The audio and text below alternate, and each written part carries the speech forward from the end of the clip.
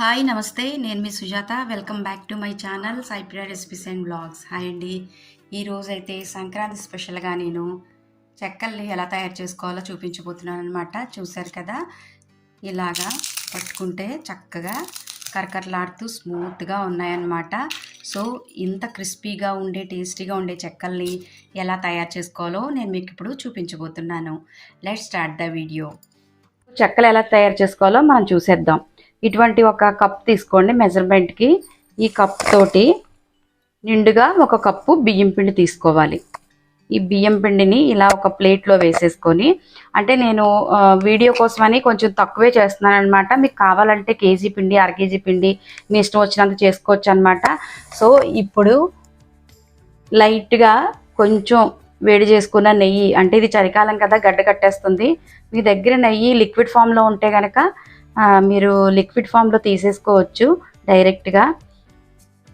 దీంట్లోని ఒక 2 table spoons నెయ్యి వేసేసి కొంచెం ఒకసారి బాగా కలిపేయండి పిండిలోని. ఇలా నెయ్యి వేయటం వల్ల ఏంటంటే మనకి ఈ పిండి అనేది గొల్లగా అయ్యి మనకి చెక్కలు అనేవి చాలా బాగా వస్తాయి అన్నమాట. ఇలా బాగా కలిపేసుకున్నాం కదా, దీనిలోని ఒక 1/2 టీ స్పూన్ జీలకర్ర వేసుకోవాలి. అలాగే పెసరపప్పు. నేను ఈ కప్పుతోటి, ఇది పావు కప్ అనమాట మెజర్మెంట్కి. ఈ పావు కప్పులో సగానికి నానబెట్టుకున్నాను. నానబెట్టుకుంటే ఇలాగ ఫుల్గా వస్తుందన్నమాట. లేదంటే నానబెట్టుకున్న పప్పుని ఒక పావు కప్పు వేసుకోండి. పెసరపప్పు కానీ లేదంటే పచ్చిశనగపప్పు నానబెట్టింది కానీ ఏదైనా సరే మీరు వేసుకోవచ్చు అన్నమాట ఇలాగా. సో నేను ఒక కప్పు పిండికి పావు కప్పు నానబెట్టిన పెసరపప్పు వేసేస్తున్నాను. దీనిలో ఇప్పుడు ఫైనల్గా కొంచెం మనం సాల్ట్ యాడ్ చేసుకోవాలి. ఒక 1/2 టీ స్పూన్ సాల్ట్ని జల్లేసుకుని, ఇప్పుడు దీంట్లోని ఒక 1/2 టీ స్పూన్ పొడి కారం కూడా వేసుకోండి. నేను ఇక్కడ కారం వేసిన క్లిప్ మిస్ అయిందనమాట, సో అందుకే చూపించలేకపోతున్నాను. కొద్ది కొద్దిగా నీటిని వేస్తూ చపాతీ ముద్దలాగా కలుపుకోవాలి. మరి పల్చగా కలుపుకోకండి. పల్చగా కలుపుకుంటే మనకి ఒత్తేటప్పుడు చెక్కలు సరిగ్గా రావన్నమాట.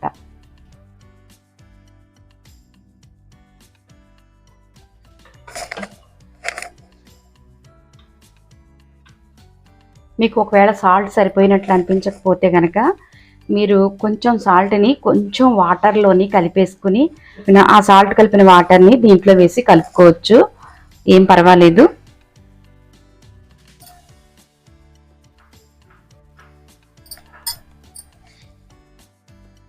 సాల్ట్ అయితే సరిపోయిందండి నాకు కరెక్ట్గా. మరి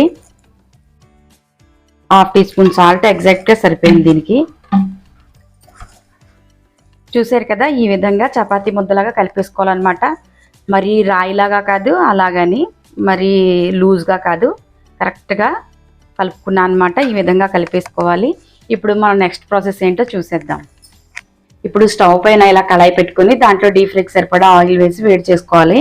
సో ఇప్పుడు ఆయిల్ బాగా మరిగింది కదా, ఈ మరిగిన ఆయిల్లోని మనం ఇప్పుడు చెక్కలు చేసి వేసుకోవాలన్నమాట. చెక్కలు ఎలా చేయాలో నేను మీకు ఇప్పుడు చూపిస్తాను. చెక్కలు చేసుకోవటానికి ఫస్ట్ ఒక కాటన్ క్లాత్ కానీ లేదంటే ఇలాగ ఒక కవర్ అయినా పర్లేదు తీసుకోండి. ఈ లలిత బ్రాండ్ది ఇడ్లీ రవ్వ ప్యాకెట్ ఉంది కదా, నేను కట్ చేసి అది ఇలా తీసుకున్నాను అనమాట. సో ఇలా తీసుకున్న తర్వాత ఒక గిన్నెలోని ఇలా వాటర్ వేసి పెట్టుకోండి.